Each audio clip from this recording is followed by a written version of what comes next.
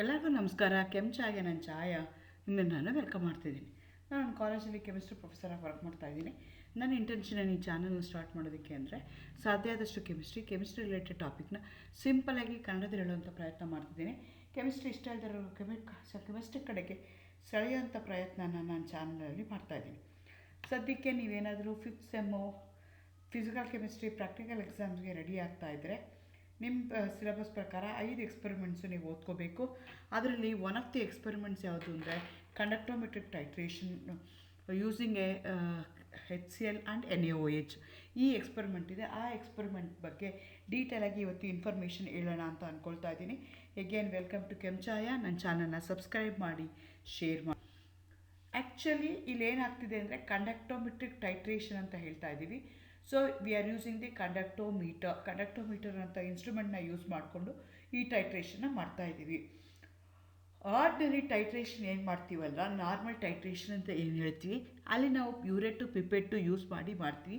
ಇಲ್ಲೇನು ಮಾಡ್ತೀವಿ ಅಂತಂದರೆ we are going to use an instrument and we are going to find out the end point.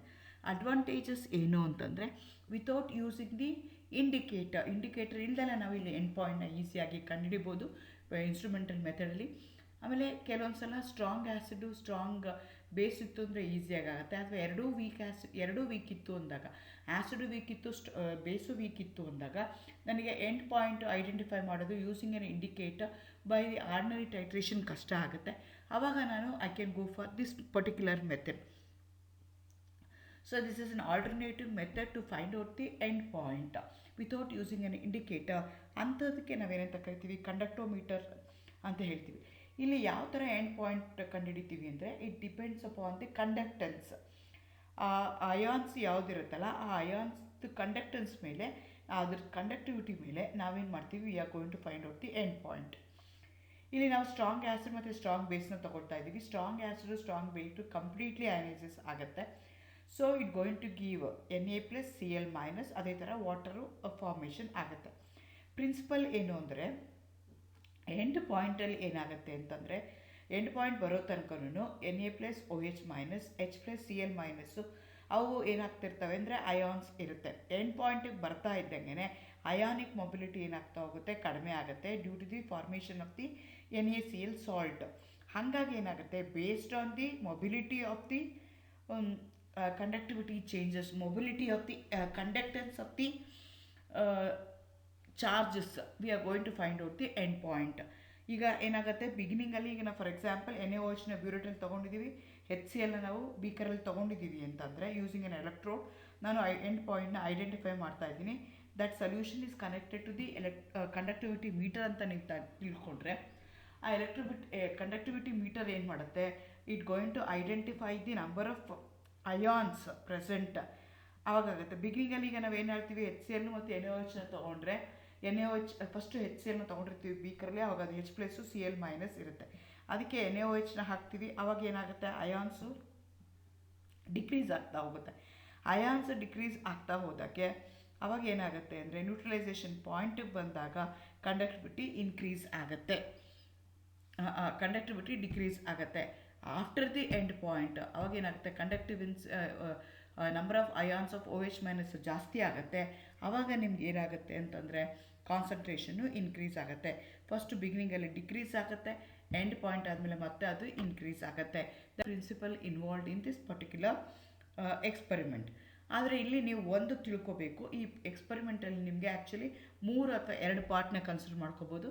First ನೀವೇನು ಮಾಡಬೇಕು ಅಂತಂದರೆ you are going to preparation of PHPನ ಮಾಡ್ಕೋಬೇಕು. ಪೊಟ್ಯಾಷಿಯಮ್ ಹೈಡ್ರೋಜನ್ ಥ್ಯಾಲೇಟ್ನ ನೀವು ಪ್ರಿಪೇರ್ ಮಾಡ್ಕೋಬೇಕು.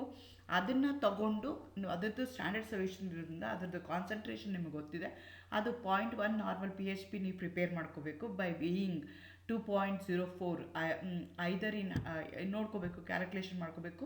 You can prepare in 100 ml standard flask. 100 ml standard flask ಆದರೆ around 2.04 ಗ್ರಾಮ್ಸ್ನ ನೀವೇನು ಮಾಡ್ತೀರಾ, ವೇ ಮಾಡಿಕೊಂಡು ಎಕ್ಸಾಕ್ಟ್ಲಿ ವೇ ಮಾಡಿಕೊಂಡು that you are going to transfer into 100 ml standard flask. ಅದಕ್ಕೆ ನಾವೇನಂತ ಕರಿತೀವಿ ಅಂತಂದರೆ preparation of standard solution of PHP ಅಂತ ಹೇಳ್ತೀವಿ. ಅದನ್ನು ತಗೊಂಡು ನೀವೇನು ಮಾಡಬೇಕು, you are going to do the ordinary titration to find out the concentration of the sodium hydroxide that we have prepared. So ಅದರದ್ದು ನೀವು ಕಾನ್ಸಂಟ್ರೇಷನ್ ನೀವು ಕಂಡುಹಿಡಿಬೇಕಾಗತ್ತೆ NaOHದು. NaOH concentration every day change ಆಗ್ತಾ ಇರುತ್ತೆ. ಹಾಗಾಗಿ ನೀವೇನು ಮಾಡಬೇಕು, ಯಾವಾಗ ಮಾಡ್ಕೋತಿರಲ್ಲ ಆವಾಗ ನೀವು ಮಾಡ್ಕೋಬೇಕು. ಆದರೆ ಇಲ್ಲಿ ಒಂದು ಪಾಯಿಂಟ್ ನೀವು ನೆನ್ಪಿಟ್ಕೋಬೇಕು, ಯೂಶಲಿ ಅಲ್ಲೇನು ಮಾಡಿರ್ತೀವಿ ಲ್ಯಾಬಲ್ಲಿ ನಾವು ಅಂದರೆ 1 ನಾರ್ಮಲ್ NaOH 1 ನಾರ್ಮಲ್ HClನ ಪ್ರಿಪೇರ್ ಮಾಡಿರ್ತೀವಿ. ಅದನ್ನು ನೀವೇನು ಮಾಡಬೇಕು, according to the situation, according to the procedure ನೀವೇನು ಮಾಡಬೇಕಾಗತ್ತೆ ಅಂತಂದರೆ ಆ ಕಾನ್ಸಂಟ್ರೇಷನ್ನ ಚೇಂಜ್ ಮಾಡ್ಕೋಬೇಕಾಗತ್ತೆ. ಆರ್ಡಿನರಿ ಟೈಟ್ರೇಷನ್ ಮಾಡೋದಕ್ಕೆ 0.1 ನಾರ್ಮಲ್ ನೀವು PHP ಮಾಡಿಕೊಂಡ್ರೆ 0.1 ನಾರ್ಮಲು NaOHನ ತೊಗೋಬೇಕು. 1 ನಾರ್ಮಲ್ NaOHನ ಪ್ರಿಪೇರ್ ಮಾಡಿರ್ತಾರೆ, ಅದನ್ನು ನೀವೇನು ಮಾಡಬೇಕು 10 ml ತೊಗೊಂಡು ಸ್ಟ್ಯಾಂಡರ್ಡ್ ಫ್ಲಾಸ್ಕಲ್ಲಿ 100 ml ಸ್ಟ್ಯಾಂಡರ್ಡ್ ಫ್ಲಾಸ್ಕಲ್ಲಿ ಅದನ್ನು ಮೇಕಪ್ ಮಾಡಬೇಕು. ಅದು ಏನಾಗುತ್ತೆ 0.1 ನಾರ್ಮಲ್ ಆಗುತ್ತೆ. ಇದು ತಪ್ಪು ಮಾಡ್ಕೋಬಾರ್ದು. 1 ನಾರ್ಮಲ್ ತೊಗೊಂಡ್ರೆ ಆನ್ಸರ್ಸ್ ತಪ್ಪು ಬರುತ್ತೆ. ಇಲ್ಲಿ ನೀವೇನು ಮಾಡಬೇಕು ಅಂದರೆ you are using the ordinary titration using a phenolphthalein indicator. ಎರಡರದ್ದು ಸೊಲ್ಯೂಷನ್ದು ಕಾನ್ಸಂಟ್ರೇಷನು ಸೇಮ್ ಇರಬೇಕು. 0.1 n PHP ತೊಗೊಂಡ್ರೆ 0.1 n ಸೋಡಿಯಂ ಹೈಡ್ರಾಕ್ಸೈಡ್ನ ನೀವು ಟೈಟ್ರೇಷನ್ ಮಾಡಿ ಎಂಡ್ ಪಾಯಿಂಟ್ನ ಕಂಡುಹಿಡಿಬೇಕು. ಇದರಿಂದ ನಿಮ್ಗೆ ಏನು ಮಾಡ್ತಾ ಇದ್ದೀರಾ ಅಂದರೆ ನಾವು ಕೊಟ್ಟಿರುವಂಥ NaOH ಎಕ್ಸಾಕ್ಟ್ ನಾರ್ಮಾಲಿಟಿ ಎಷ್ಟು ಅಂತ ನೀವು ಕಂಡುಹಿಡಿತೀರಾ. ಸೆಕೆಂಡ್ ಪಾರ್ಟಲ್ಲಿ ನೀವೇನು ಮಾಡ್ತೀರಾ ಅಂತಂದರೆ you are going to do the estimation of HCl.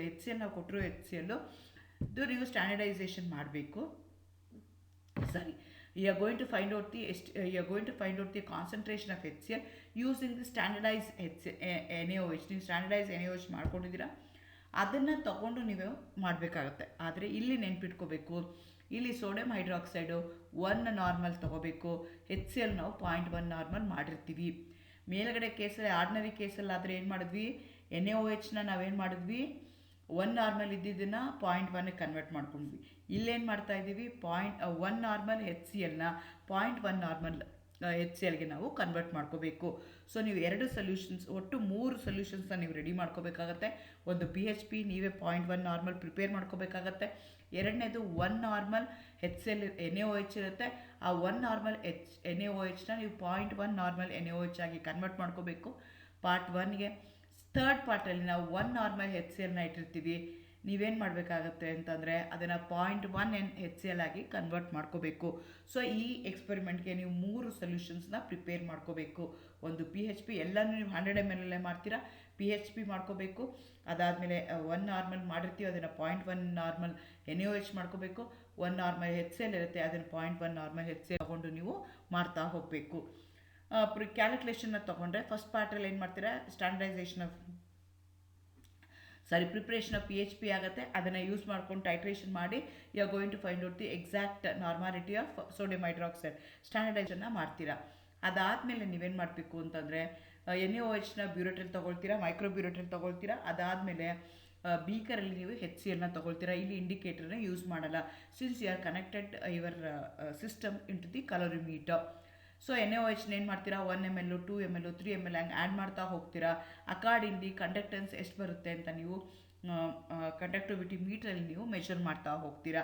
ಬಿಗಿನಿಂಗಲ್ಲಿ decrease ಆಗ್ತಾ ಹೋಗುತ್ತೆ, ಆಮೇಲೆ ಇನ್ಕ್ರೀಸ್ ಆಗ್ತಾ ಹೋಗುತ್ತೆ. ಎಲ್ಲಿ ಇಂಟರ್ಸೆಕ್ಟ್ ಆಗಿರುತ್ತಲ್ಲ ಅದನ್ನು ನಾವು ಎಂಡ್ ಪಾಯಿಂಟ್ ಅಂತ ಕನ್ಸಿಡರ್ ಮಾಡ್ತೀವಿ. ಅದನ್ನು ನೀವು ಅದರಿಂದ ನಿಮಗೆ HClದು ಕಾನ್ಸಂಟ್ರೇಷನ್ ಮತ್ತು ನಾರ್ಮಾಲಿಟಿ ಗೊತ್ತಾಗುತ್ತೆ. 30 into 36.5 divided by 10 since you are prepared in 100 ml, ಹಂಗಾಗಿ 10 ಡಿವೈಡ್ ಮಾಡ. ಸೊ ಗ್ರಾಫ್ ಕಂಡಕ್ಟೆನ್ಸ್ ಏನಾಗುತ್ತೆ, ಇದು ಬಿಗಿನಿಂಗಲ್ಲಿ ಏನಾಗುತ್ತೆ ಕಂಡಕ್ಟೆನ್ಸು ಡಿಕ್ರೀಸ್ ಆಗ್ತಾ ಹೋಗುತ್ತೆ. ಯಾಕೆ ಅಂದರೆ ನಂಬರ್ ಆಫ್ ಅಯಾನ್ಸ್ ಏನಾಗ್ತಾ ಹೋಗುತ್ತೆ, ಡಿಕ್ರೀಸ್ ಆಗ್ತಾ ಹೋಗುತ್ತೆ. ನಂಬರ್ ಆಫ್ ಅಯಾನ್ಸ್ ಡಿಕ್ರೀಸ್ ಆದಾಗ ಕಂಡಕ್ಟೆನ್ಸು ಡಿಕ್ರೀಸ್ ಆಗುತ್ತೆ. ಈಕ್ವಲೆಂಟ್ ಪಾಯಿಂಟ್ ಅಥವಾ ಎಂಡ್ ಪಾಯಿಂಟ್ ಆದಮೇಲೆ OH ಮೈನಸ್ ಅಯಾನ್ ಕಾನ್ಸಂಟ್ರೇಷನ್ ಜಾಸ್ತಿ ಆಗ್ತಾ ಹೋಗುತ್ತೆ, ಹಾಗಾಗಿ ಕಂಡಕ್ಟೆನ್ಸು ಇನ್ಕ್ರೀಸ್ ಆಗುತ್ತೆ. ಎರಡು ಎಲ್ಲಿ ಮೀಟ್ ಆಗ್ತಿದೆಯಲ್ಲ ಅದು that is the volume of NaOH added ಅದು ಬರುತ್ತೆ. ಅದನ್ನು ತಗೊಂಡು ನಾವು ಕ್ಯಾಲ್ಕುಲೇಷನ್ನ ಮಾಡಬೇಕಾಗತ್ತೆ. This is something about the you are going to do the end point using the conductometry using a strong acid versus a strong base ಮಾಡ್ತಾ ಇದ್ದೀರಾ. So viva ಕ್ವಶನ್ಸ್ಗೆ ಬಂದರೆ ಡಿಫೈನ್ ಕಂಡಕ್ಟೆನ್ಸ್ ಅಂತ ಹೇಳ್ತೀವಿ. ರೆಸಿಪ್ರೋಕಲ್ ಆಫ್ ಎ ರೆಸಿಸ್ಟೆನ್ಸ್ 1/Rಗೆ ನಾವೇನಂತ ಕರಿತೀವಿ, conductance ಅಂತ ಕರಿತೀವಿ. ಅಥವಾ capacity of A material in allowing the flow of current ನಾವು ಅಲೋ ಮಾಡುತ್ತಲ್ಲ ಫ್ಲೋ ಆಗೋದಕ್ಕೆ, ಆ ಕೆಪಾಸಿಟಿಗೆ ನಾವು ಕಂಡಕ್ಟೆನ್ಸ್ ಅಂತ ಹೇಳ್ತೀವಿ. ರೆಸಿಸ್ಟೆನ್ಸ್ನ ತಡೆಯುತ್ತೆ, ಫ್ಲೋ ಆಗೋಕ್ಕೆ ಬಿಡುತ್ತೆ, ಅದಕ್ಕೆ ನಾವೇನಂತ ಕರಿತೀವಿ ಕಂಡಕ್ಟೆನ್ಸ್ ಅಂತ ಹೇಳ್ತೀವಿ. ಕಂಡಕ್ಟಿವಿಟಿ ಮತ್ತು ಕಂಡಕ್ಟೆನ್ಸ್ಗೆ ಬೇರೆ ಇದೆ. ಕಂಡಕ್ಟೆನ್ಸ್ ಅಂದರೆ ಫ್ಲೋ ಆಫ್ ಅಯಾನ್ಸ್ ಆಗುತ್ತೆ, ಕಂಡಕ್ಟಿವಿಟಿ ಅಂದರೆ ಸ್ಪೆಸಿಫಿಕ್ ಕಂಡಕ್ಟೆನ್ಸ್ ಆಗುತ್ತೆ. SI unit for specific conductance ಅಂತಂದರೆ ಸೈಮನ್ ಪರ್ ಮೀಟರ್ ಅಂತ ನೀವು ತೊಗೋಬೇಕಾಗತ್ತೆ. ಡಿಫೈನ್ ಮೋಲಾರ್ ಕಂಡಕ್ಟೆನ್ಸ್ ಅಂತ ಹೇಳ್ತಾರೆ. 1 ಮೋಲಾರ್ ಸೊಲ್ಯೂಷನ್ ತೊಗೊಂಡಾಗ ನನಗೆ ಕಂಡಕ್ಟೆನ್ಸ್ ಏನಾಗುತ್ತೆ ಅಂತ ಕಂಡುಹಿಡಿತೀನಲ್ಲ, ಅದಕ್ಕೆ ನಾನು ಮೋಲಾರ್ ಕಂಡಕ್ಟೆನ್ಸ್ ಅಂತ ಹೇಳ್ತೀನಿ. What is the principle involved in conductometric titrations ಅಂದರೆ we are going to take the electrolytes depending upon the number of ions present. ನಾವೇನು ಮಾಡ್ತಾ ಹೋಗ್ತೀವಿ ಅಂತಂದರೆ we are going to estimate the electrolyte using the change in conductance at the end point by conduct measurement. Mention any 2 advantages of conductometric titration ಅಂತ ಹೇಳ್ತಾರೆ. Indicator ಬೇಕಾಗಿಲ್ಲ. Can be used in coloured solution, can be used for weak acid and a weak base. How sodium hydroxide and hydrochloric acid is estimated in a present titration by conductometric method by finding out the mobility of the ions, by finding out the mobility of the conductance. ಅದ್ರ ಮೇಲೆ ನಾವು ಮಾಡ್ತಾ ಹೋಗ್ತೀವಿ. Name the indicator use ಅಂದರೆ ಫಿನಾಫ್ಥಲಿನ್ use ಮಾಡ್ತಾ ಇದ್ದೀರಾ. Strong acid strong base ಇದೆ, ಹಾಗೆ ಫಿನಾಫ್ಥಲಿನ್ ಇಂಡಿಕೇಟರ್ನ ಯೂಸ್ ಮಾಡ್ತಾ ಇದ್ದೀರಾ. First standardisation of sodium hydroxide which standard solutions prepared ಅಂದರೆ PHP ಅಂತ ಹೇಳ್ತೀವಿ.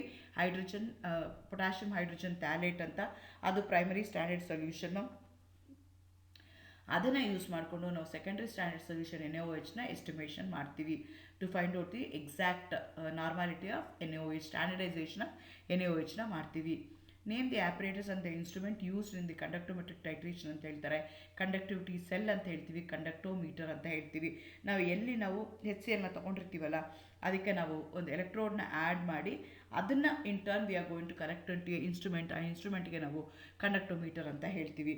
In conductometer which physical quantity is measured ಅಂದರೆ conductance is measured. What happens to the conductance of a solution when a strong acid is react with a strong base? Conductance ಏನಾಗ್ತಾ ಹೋಗುತ್ತೆ, decrease ಆಗುತ್ತೆ. ಅದಕ್ಕೆ ಗ್ರಾಫಲ್ಲೇ ಗೊತ್ತಾಗಿದೆ. Why conductivity decreases when a strong base is added to a strong acid in a conductivity cell ಅಂತ ಹೇಳ್ತಾರೆ. ಏನಾಗುತ್ತೆ ಅಂತ ನಾನು ಮುಂಚೆ ಹೇಳ್ದಂಗೆ ಎರಡು ಸ್ಟ್ರಾಂಗ್ ಇದೆ, H+, Cl-, Na+, ಮತ್ತು OH- ಇರುತ್ತೆ. ನೀವು ಎರಡಕ್ಕೆ ಒಂದಕ್ಕೊಂದು ಆ್ಯಡ್ ಮಾಡ್ತಾ ಹೋದಂಗೆ ಅಮೌಂಟ್ ಆಫ್ NaCl ಫಾರ್ಮೇಷನ್ ಜಾಸ್ತಿ ಆಗ್ತಾ ಹೋಗುತ್ತೆ, ನಂಬರ್ ಆಫ್ ಅಯಾನ್ಸ್ ಡಿಕ್ರೀಸ್ ಆಗ್ತಾ ಹೋಗುತ್ತೆ, ಹಾಗಾಗಿ ಕಂಡಕ್ಟೆನ್ಸು ಡಿಕ್ರೀಸ್ ಆಗ್ತಾ ಹೋಗುತ್ತೆ.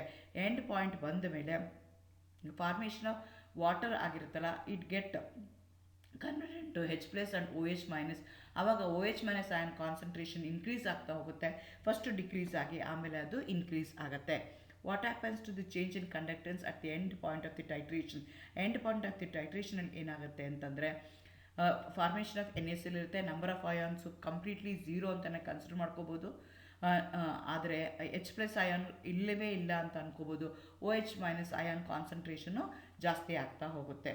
Why stirring of the content should be done during the titration. So ಕೇರ್ಫುಲ್ಲಾಗಿ ನೀವು ಬ್ಲೋಯಿಂಗ್ ಮೆಥಡಲ್ಲಿ ಅಥವಾ ಗ್ಲಾಸ್ ರಾಡ್ ಯೂಸ್ ಮಾಡಿಕೊಂಡು ಅದನ್ನು ಸ್ಟರ್ ಮಾಡಿ ಅಂತ ಹೇಳ್ತೀವಿ. ಯಾಕೆ ಅಂದರೆ HCl ಮತ್ತು NaOH ರಿಯಾಕ್ಟ್ ಆಗಬೇಕು. ರಿಯಾಕ್ಟ್ ಆದಾಗ ಅಯಾನ್ಸ್ ಏನಾಗುತ್ತೆ, ಮೊಬಿಲಿಟಿ ಆಫ್ ದಿ ಅಯಾನ್ಸ್ಗೆ ಜಾಸ್ತಿ ಮಾಡೋದಕ್ಕೋಸ್ಕರ, ರಿಯಾಕ್ಟೆಂಟ್ಸ್ನ ಮಿಕ್ಸ್ ಮಾಡೋದಕ್ಕೋಸ್ಕರ ನಾವು ಅದನ್ನು ಬ್ಲೋಯಿಂಗ್ ಮೆಥಡಲ್ಲಿ ಅಥವಾ ಅದನ್ನು ಸ್ಟರ್ ಮಾಡಿ ಅಂತ ಹೇಳ್ತೀವಿ. ಈ ರೀತಿಯಾದಂಥ ಕ್ವಶನ್ಸ್ಗಳನ್ನ ಅವರು ಕೇಳ್ತಾರೆ ಈ ಎಕ್ಸ್ಪರಿಮೆಂಟ್ಗೆ ಸಂಬಂಧಪಟ್ಟ. Thank you. All the best.